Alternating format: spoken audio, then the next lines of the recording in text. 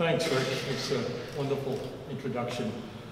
And I want to thank also all the donors and the volunteers in the audience. This event wouldn't happen without your kind, generous donations of time and money and effort. And I think we all do it because we believe in the purpose of ARRL. So I want to thank you all for inviting me here to talk. And I want to talk a little bit about myself. So Rick gave kind of I guess a 30,000-foot level from the pilot perspective.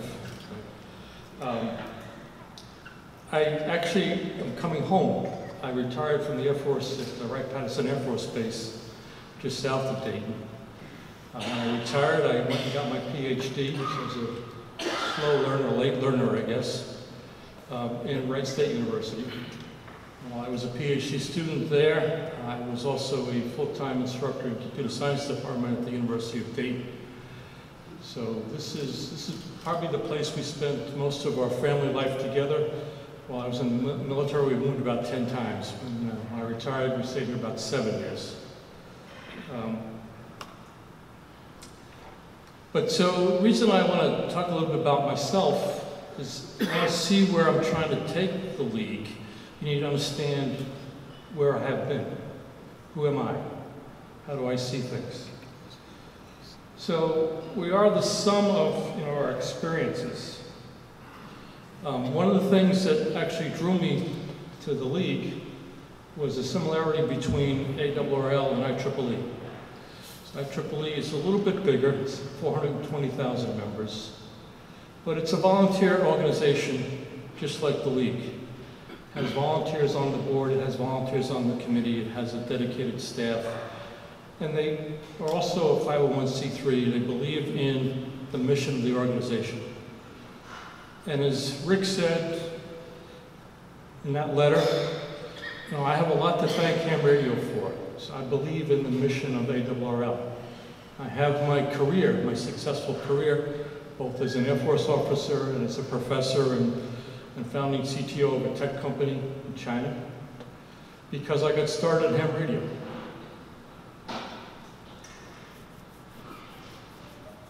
When we talk about ourselves, we tend to describe ourselves, though, in terms of what we've done, what kind of jobs we've had, maybe relationships we've had. But we don't really talk about ourselves. And so I want to give a little flavor of myself, and I think you heard some of that discussion with Bob. I listen. The world is screaming at us all kinds of information. We need to learn to listen to it.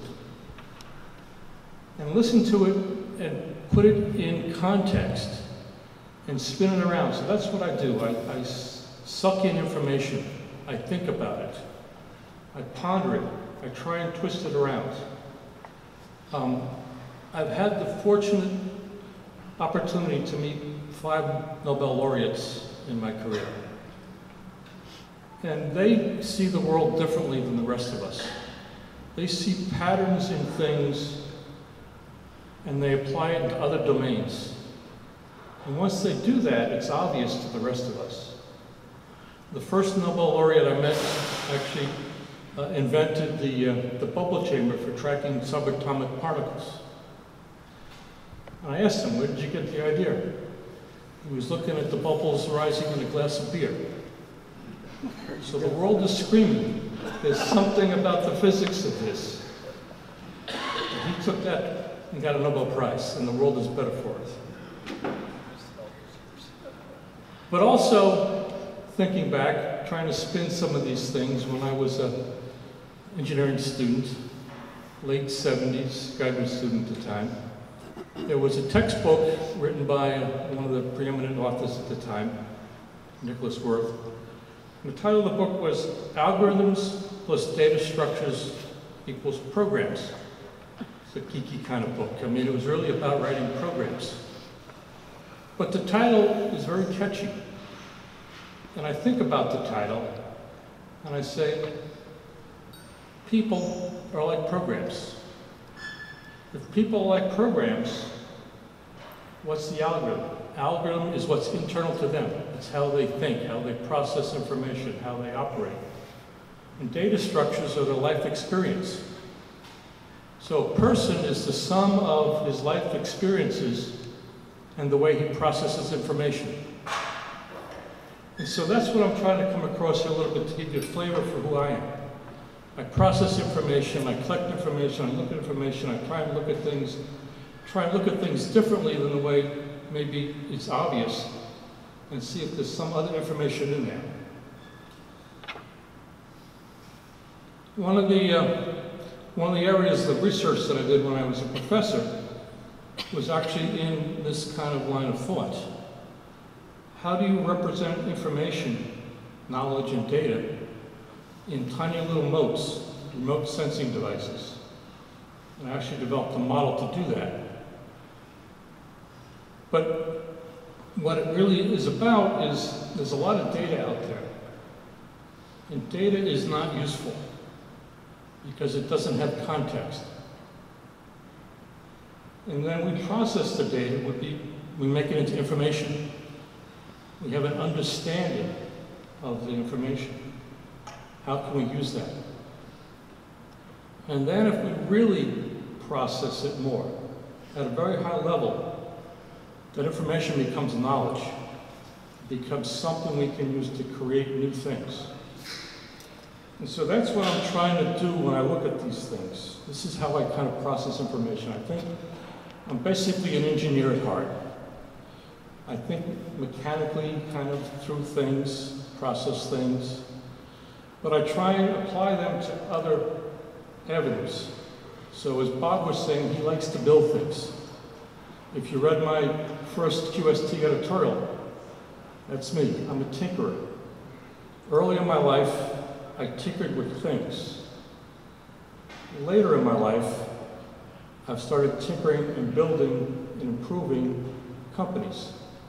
And that's what drew me to ARRL, is I think I have the expertise to kind of shape the future of ARRL, because as Rick said, the world that we see coming is not the world that we've seen in the past. So, using that approach, starting in October, I analyzed what I saw at ARRL. I attended a lot of meetings, I talked to a lot of people, I didn't make any changes, because I'm trying to soak in all the information. People are doing things for a reason. You understand why they're doing what they're doing, how they're doing it. Do they see other ways of doing things? Probably not, because they're comfortable with what they're doing. People tend to not change if they're comfortable. So after I did that, then I started designing changes. I made some people uncomfortable. And I started implementing changes. And that's where we are now. So I want to talk a little bit about what I saw.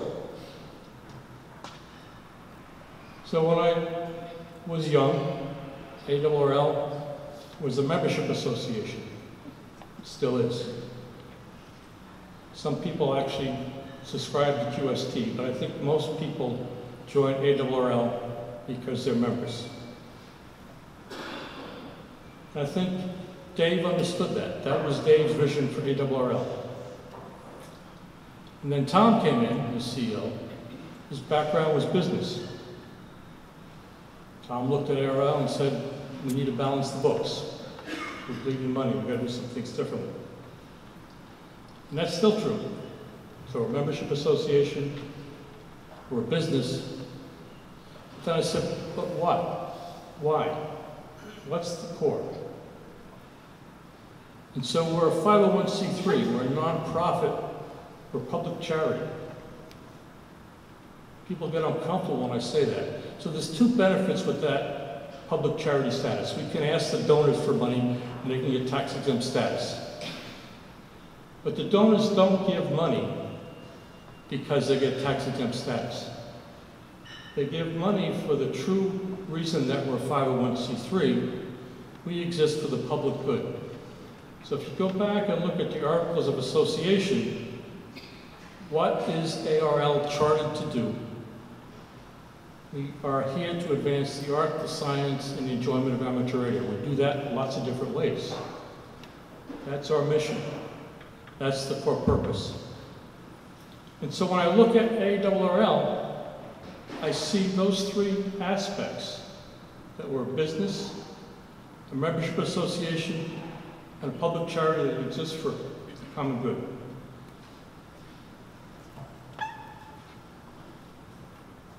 So, looking at the membership association, we're 157,000 members, more or less.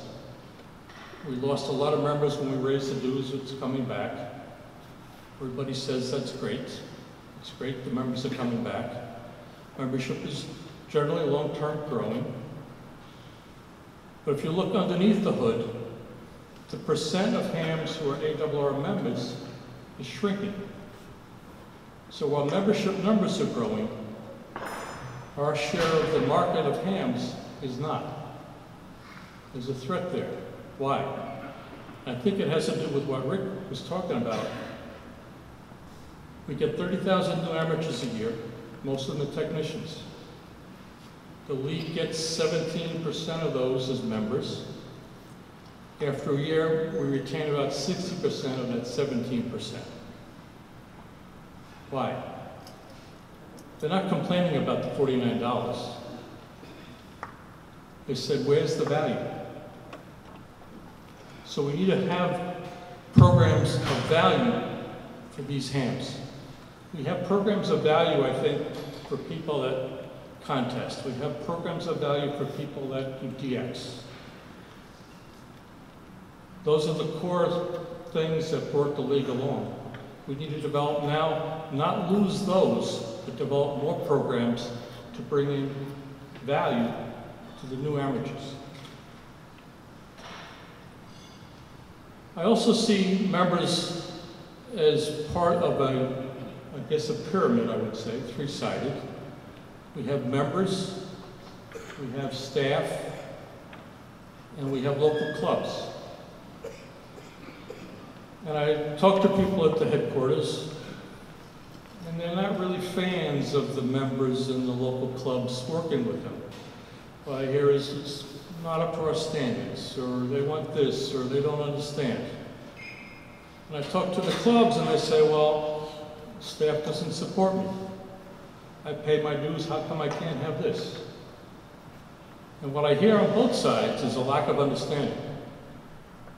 So I think one of my goals is to try and break this lack of communications down. We need to get people talking to each other to understand everybody's perspectives. And I think we can build the organization both from the bottom up and the top down by bringing staff, members, and clubs together. I think the club program needs to be revitalized. So I've talked to staff about doing that. But really, also, it's about managing expectations. We're not going to fix this problem overnight. We need to revitalize the clubs, but we need to do that together.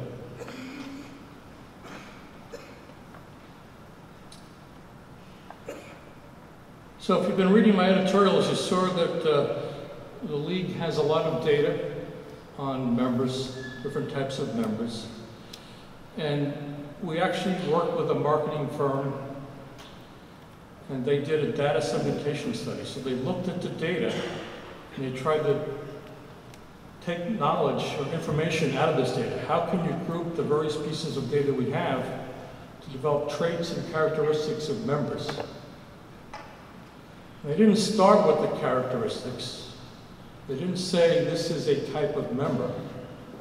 They looked at the data, they asked a lot of questions, and they grouped it. And they came up with 5 different categories. We call them personas. The guardians, people who defend the hobby, who've been typically in the hobby for 50 years. Technologists, people that like to tinker. The ready, we call people interested in public service. Rookies, and lapsed members. So we're trying to focus at the league on these personas when we develop products. Who are we marketing this thing for? Who are we building this for? What is the need? Can we cut across some of these personas? I looked at the data, and I said, this is great, we had data, we grouped it, we segmented things, but can we bring it together? And I described what I call the spectrum of hams.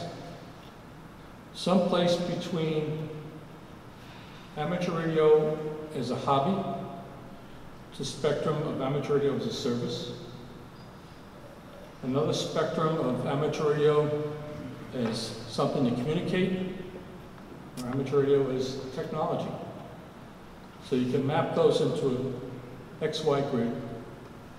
And every ham, at some point in his ham career, is a dot in that grid.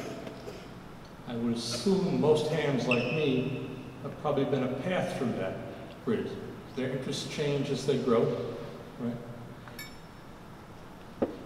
But we look at that, we understand maybe why some of the miscommunication is there. Somebody who's interested in amateur radio as a service in emergencies may have a hard time understanding why anybody would want to take the cover off a radio, or vice versa. So what we've done, though, is looked at those segments and said, those rookies, people that actually managed to get a ham license, most probably a tech license, with 30,000 new licensees, what do they need? And we asked them, and what they want predominantly is information on how to get on the air, how to get active, how to get engaged. And what do they find in QST? They don't find that, so they don't find value. I'm not saying we should change QST, and QST is going to evolve, but what I'm talking about is creating new products for new hams. So we're working on a new type publication called On the Air. We'll see if we can get that out with content for new hams. And what we found also with the data is that blended learning, that is self-study mixed with mentoring type of learning, works better than either one alone. So when we roll this stuff out, there'll be material there that I hope local clubs will be able to use and work with hams, new hams, and build relationships. So that's kind of where the goal, what I think we're trying to do with that. The other aspect of ARRL, as I said, is the business. And I think, you know, when I went to the league in October, and I said, what is our business? Well, I got publishing, public QST, we publish books, we have advertising, we have VEC, we have contests. I said, okay. These are silos. And a lot of what I saw at the headquarters were silos. And we can't afford to have silos anymore. We can't think about just publishing books. When we look at publishing books now, we have a very elaborate spreadsheet. We look at what does it cost, what's the projected editorial cost, the production cost, graphics cost, how many books are we going to have to sell at what price, to see if the thing is profitable before we make a decision to publish or not. But it's in a silo, a stovepipe. But if we take a look at it instead, say, here is content that we can use in a book, in a series of QST articles, in courses in lifelong learning. All of a sudden, we amortize the cost of developing that content across multiple platforms. We reach multiple audiences. We can do it not without extra work, but certainly not double or triple the work. Hopefully maybe 20% more, we get 2 products. We're going to try some of these things, content. But I said, let's step back and stop thinking about books and those kind of silos. What is it that we're really doing? We're creating information about amateur radio, creating and curating, and we're disseminating it. Dissemination could be book, it could be a podcast. Michelle's over there video, she's one of our great podcast people. She has got the personality to reach out to people that look like her instead of people that look like me with the content. We need to have some more of that. I was thinking this morning, actually this afternoon I guess, when I got off the plane, trying to remember my way from Dayton Airport to downtown Dayton. I remembered, okay, I-70, I-75, but then what? But I didn't worry because I had my phone, Google Maps, right? But then I started thinking about the first time I came to Dayton. I had a AAA triptych, you know? And then I started thinking, even before that, when I was 17 years old and first could drive, I used to go to gas stations and they would give you free maps. Remember those days? And I used to like to study maps. Not sure why. I think the gas station gave the maps away, hoping you'd do some more driving and buy more gas or something. I'm not sure. But then I said, let's take a step back. It's not about the map or the triptych. The map is on paper, the map is on my phone. It's about the journey, the purpose of the trip. And that's what I'm trying to get the league to think about, the headquarters to think about when we talk about products.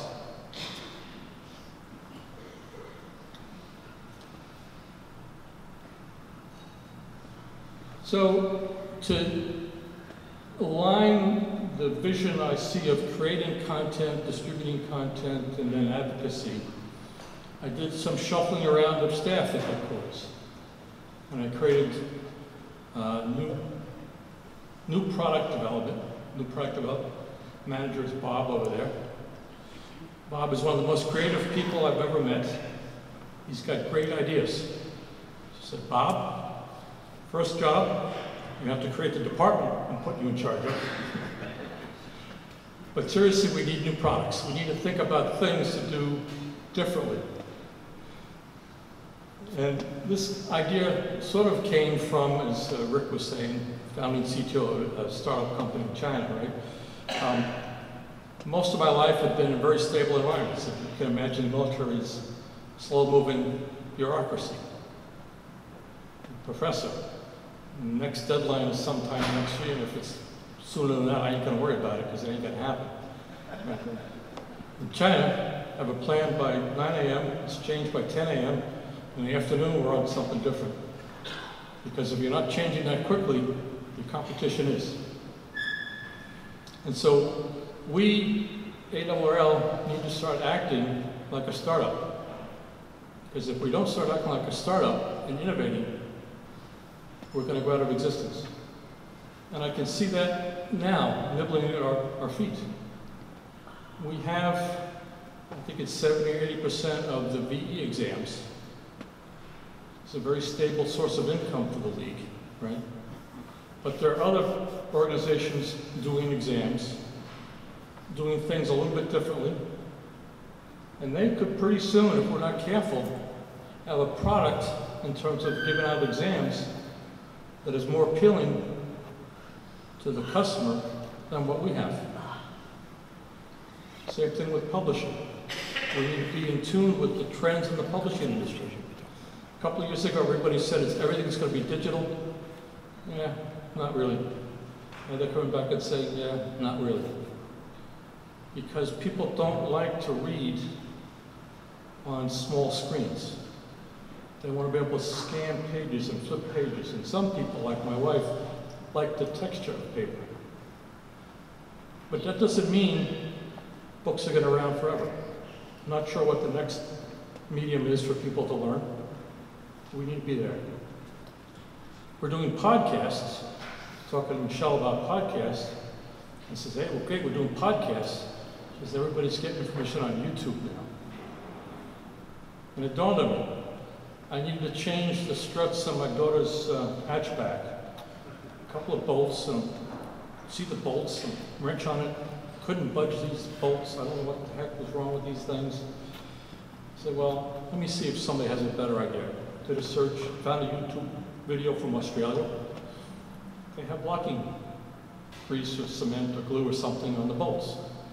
You take a cigarette lighter, you warm them up, bolt pops off. I didn't know that. But that's the way people are getting information.